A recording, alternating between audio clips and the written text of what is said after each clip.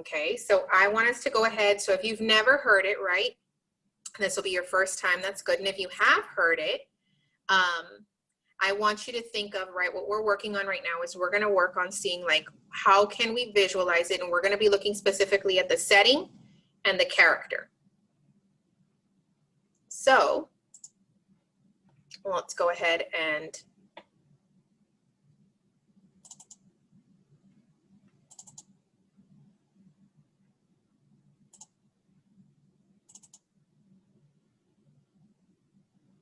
let me read you the parts right here. So the first one we're going to be looking at is we are going to be looking at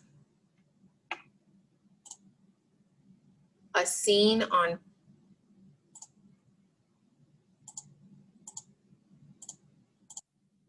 scene 3. Okay.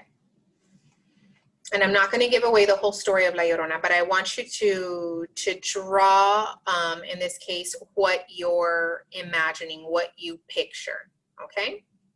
That is your, that's your task. And you have to think, what sensory details is the author using to describe the character and the setting, okay? And what words we happen to notice. What words we happen to notice. Okay.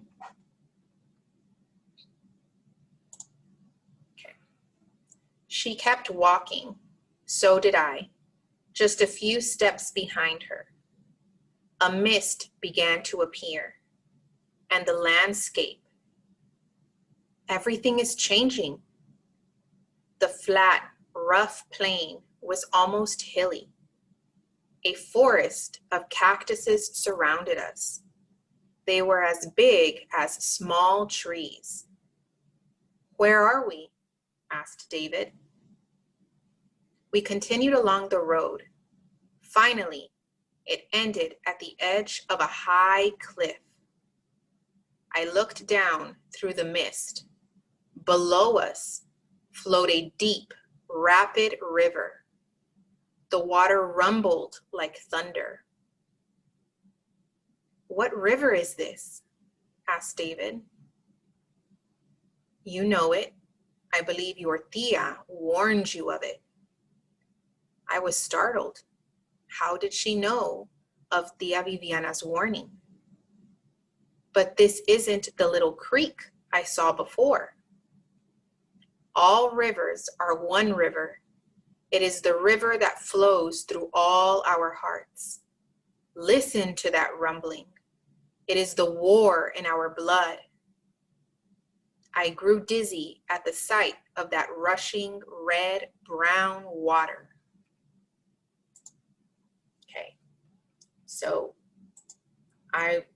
while I was reading, we should have been drawing. What words did we notice that helped us picture the story, helped us picture the scene, the setting? What words did we notice? So I want you to think about that. I want you to draw. I'm going to give you all about 3 minutes to do that, okay? 3 minutes to do that, and then we'll share. So right now we're only working on the setting. What words helped us? What words did you all hear that helped you all visualize? Go ahead, Giovanna.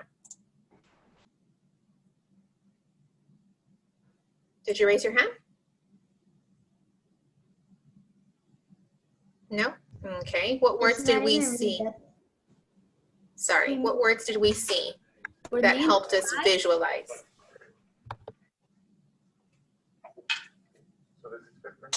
It's okay. It's okay. Were they in the sky? Were they in the what? In the sky. Like floating in the thing. What makes you think they're floating in the sky? What word made you think that? Well, because they were looking at the canal and they could see it, like they could see the whole thing. Like they could see the whole thing, right? Now, if you remember, I like that you asked if he was floating, but he asked, or when he said, we're no longer, this isn't the small creek anymore. He said, They were at the top of the cliff. So are they floating? No, right? They're at the top of a cliff. What words did they use to describe the river? What words were used to describe the river? What color was it? Green. No, Fran, what color was the river? It was brown. It was a dark brown, right? River. And what did he say about the water? Was it moving slowly? It was rushing. It was rushing, right? It was moving quickly, right? And he knew before, right, when he was with his tia, he said they passed by, it was a small little creek. It wasn't even a big old river. And now that he's with her, a huge, right, up high, the high cliff now, a river, the water flowing quickly, right? Brown.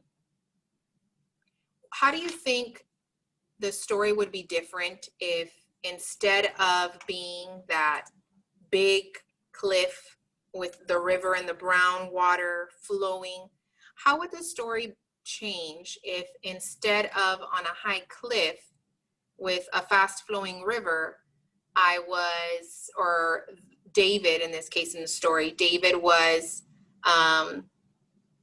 in an open field with a bunch of grass? How would the story be different? How do you think the story would change? They wouldn't be able to see the whole entire canal. Okay, so there wouldn't be water anymore. So what do you think that would do to the story if there's no more water? Because what is the story of La Llorona for those of us that have heard it? What does she do? Why is she called La Llorona? She drowns knows? kids. She drowns her kids. So how would the story change if instead of a river, it's an open field with grass? Think of like a ranch, like a farm. How would that change it? How does that affect the story? Miss, that was actually in the cartoon. So, but how would it change? How do you think it would change it, guys? Would she still drown kids if it's a farm?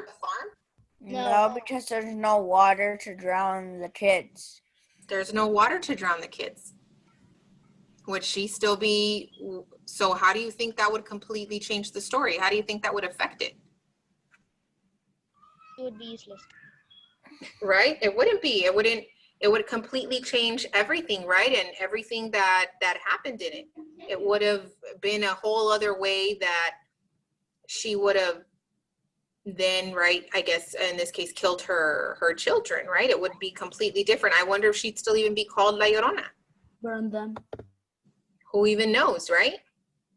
So keeping those things in mind, right? So does the setting affect the story? It does. Do you think if that's her story, if she drowned her children and David all of a sudden and La Llorona are, I don't know, in the middle of a farm, do you think he's going to be as scared? Miss, is it a boy or a girl? It's a boy. Do you think he's going to be as scared? No. Is there any water around? No. What made the scene scary?